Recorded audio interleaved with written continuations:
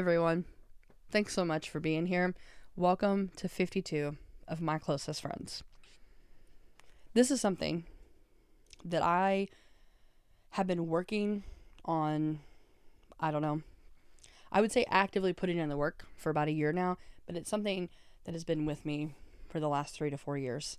I just wanted to have more conversations with my friends, and why not find a reason to sit down and record them?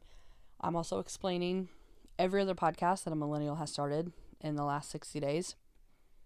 I'm not saying this one's going to be any different, but what I am telling you is that I've really, really enjoyed doing this, and I'm very excited about this, and I'm excited that you're here and that you're listening, and that some of you are excited, whether you're someone who I have sat and we've had a conversation already, or you're someone who is, on the docket to be scheduled, or if you're just someone that's just like, I just want to know more about what happens in the crazy mind of Hannah Bedwell.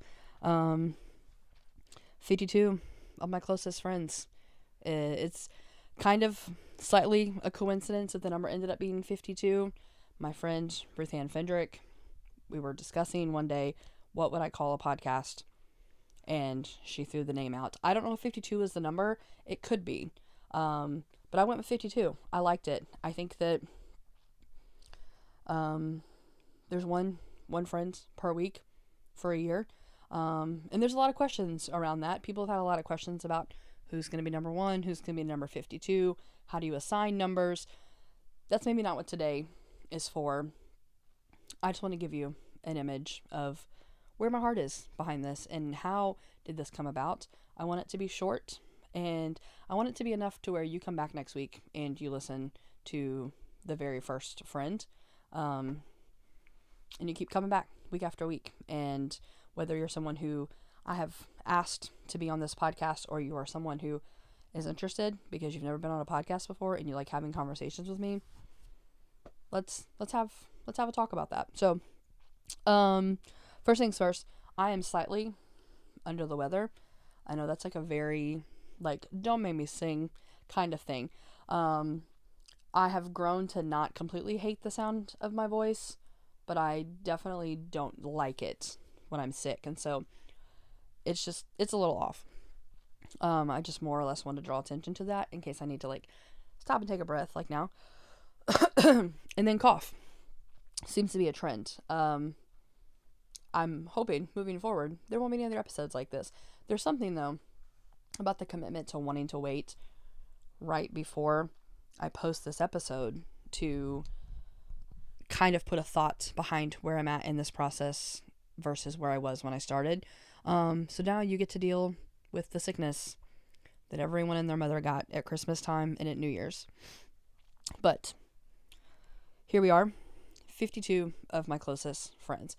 One of the questions that I get asked is, Hannah, how is it possible to have 52 close friends? I think that's kind of the point. You can't have 52 close friends. It doesn't work that way. But I think what you can have is 52 people that you have a close connection with. When we tell stories, so many times we say, oh, my friend so-and-so, or my friend so-and-so, or my friend whatever. And it's not a friend, it's a coworker, or it's a slight acquaintance, or it's your best friend's ex-roommate. We just use friend as an identifier. And I'm okay with it, because I think that we are all one short conversation away from being friends with someone. I'm not encouraging you to just, maybe you should, strike up conversations with people to befriend them. I think, though, you can strike up a conversation to form a connection with them. And then once that connection is formed, it allows for a deeper understanding of who that person is. And, will there be a friendship there? I don't know. So I don't have 52 close friends. I'm learning, though, in these conversations that I'm having, and even just in the responses of people who are like, I think that this is neat, because you're sitting down and you found 52 people to have intentional conversations with, to where they felt comfortable enough to say yes, that there's got to be some level of a friendship there. And I agree. I do think that finding 52 people right out of the gate was not difficult. Genuinely, wasn't difficult. And I don't mean that from a place of I have all these people in my life that are so great, because at one time that was an identifier for me. At one time, I really loved the idea that I could balance and I could juggle so many friends, but I realized that's a disservice. It's a disservice to myself, because am I really giving what I'm able to give to a friendship if I'm spread so thin? And does that person deserve to know that I'm just using them in like a juggling resume of look how many friends that I can balance? But I do think finding these 52 people was actually so much easier than I thought. Not because these are 52 people who I want to be friends with, or I'm already friends with, or I have some sort of an established relationship. It's because these 52 people have poured into my life. And I hope it's the other way around. And I'm learning slowly that it is the other way around. But these 52 people were easy to find because they have cared for me. They have been a friend to me. Maybe when I wasn't a friend to them, but it's been enough to where like there has been an exchange where I know they care about me and I care about them. Will I have more than 52? Absolutely. Like the goal is the number will never stop. That I will keep having conversations with people. I will have conversations with strangers. But when we leave that conversation, we're closer. And I could say, my close friend and I sat down and had a conversation on a podcast. Here's a link. Go listen. When this idea formed, I didn't know what it was going to look like. Aside from trying to discover a cool name, something that I felt like wasn't going to sound like every other podcast, which is like ironic because like podcasts are so similar. It is like you're just literally asking questions in a conversation format, but you're just being recorded. And I want it to be authentic. I want this entire experience to be authentic, from the conversation itself to the people who are listening to where when we're recording, where we're recording, and what we're doing when we're recording. All of it to be authentic and to have those consistent, authentic relationships in my life. This has been really beneficial to see where I can be a better person because of the people around me, but then it gives me an opportunity to showcase the people in my life who I think are great, and I want everyone else to know about it. So about 3 years ago, 3-ish, it may be even closer to 4 now, I had the idea that I wanted to start a podcast because I was probably bored one day, but then the thought just never left. And for those of you that know me, I move on from things very quickly. We can blame it on the ADHD. It also could just be I get an idea and I run with it, and I either get bored or it seems out of reach and I move on. But for some reason, I couldn't shake this, and I had conversations with people and they were like, oh, like that would be so much fun. So I started practicing. I would have conversations with myself in the car. I have voice recordings for days, and I really started to enjoy it. I really started to enjoy not just talking to myself, but imagining like these are conversations I can be having with people. We can be having intentional sit down conversations. And so these thoughts and these solo conversations then turn to where do I go from here, you know? So I would say there have been two instances, for lack of a better term, in the last 3 years that really allowed for me to sit and go, I want to do more. Like there's something else here. So number one was in February of 2022.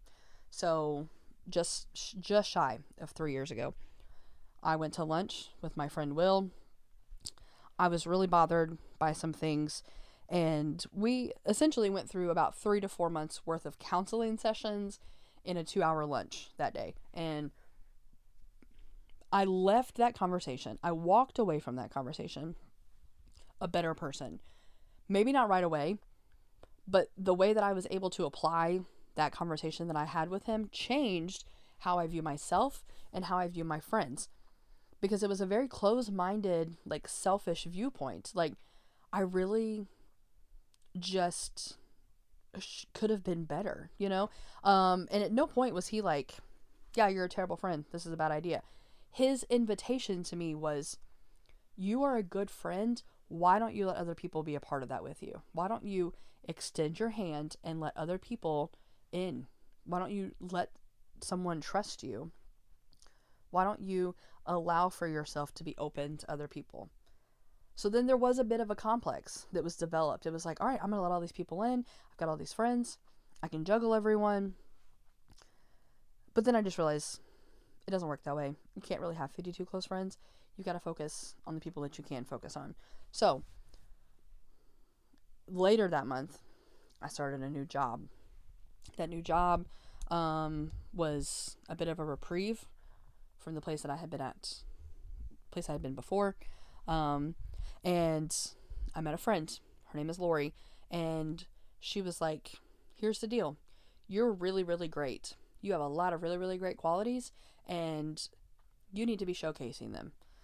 I, at one point, was like, you just met me. Like, this is a first impression. And she was like, I'm serious. She was like, you have things that you need to be sharing with people. I hadn't mentioned to her anything about this. I hadn't even mentioned to her this conversation that I'd had with Will because I hadn't known her long enough. But she was incredibly encouraging, and she pushed me. And shortly after, I started doing stand-up comedy on a very regular basis because of her. I would go to open mic nights, putting myself out there. I've always been told that I'm a humorous individual, but if there was something about like actually putting myself out there, and I started telling jokes, and I loved it. And I did I would paid gigs. They were very small. They were very humble. They were very growing. I feel like I walked away with them learning so much about myself and what I'm wanting. And when I was writing jokes, when I was telling stories, I realized I have so much more that I want to say, and I have so much more that I want to share. And that's where we get to 52 of my closest friends. I want people in my life to know how great they are. And I also would like for people to know how great I am. But that's besides the point.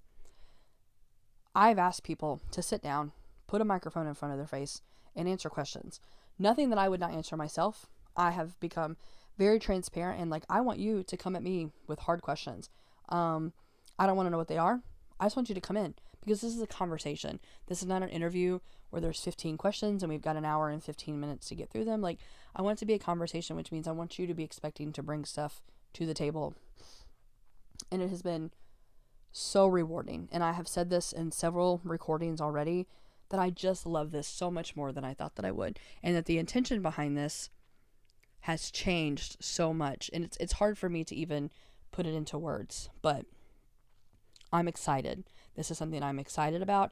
And launching it the very first Friday in January of a brand new year, a year that I am hesitant of, and I may share more of that later. I may not. There's a lot of weeks to get through this year. So the format moving forward is I'm going to post episodes on Fridays. I don't know what that schedule looks like just yet because I want this to just be something that I do for enjoyment and not because I feel like there's a requirement. I want people to have something to look forward to. I want my friends who are listening to some of my other friends that they've never met before to feel like they have a better understanding of who I am as a person, as well as a connection with maybe a stranger or a third party removed acquaintance that they've now heard a personal story about their life and they're like, wow, I identify with that. I also want us to have fun. I am always here for fun. But in telling jokes at a stand-up comedy event, I realized I have more to say. And I think other people do too. I don't want this to be a situation where anyone feels pigeonholed into their personality as I see them, but rather a learning experience for all. And I'm really excited for all of us to be on this journey together. Thank you for everyone who has been supportive through this. Thank you for everyone who has sat and recorded with me. And thank you for everyone who will be recording with me in the future. Like, share, comment. It feels weird. It feels weird to say it, but I want to share my friends with the world. I want to share this with other people. I want people to resonate with each other. And the more people who listen, the better it is for everyone else. So feel free to share. Feel free to reach out to me if, I don't know, We want to have a conversation. I really am excited, and I've probably talked longer than I expected to, but if you know me, if you are someone who would identify as a close friend of mine, you know that that was to be expected when I picked up the microphone and stood in my closet. So thank you all so much. I'm so excited to get to know you better, and for you to get to know me better, and for me to stop saying the word so much. But let's do this. Week 1, friend 0. I'm out.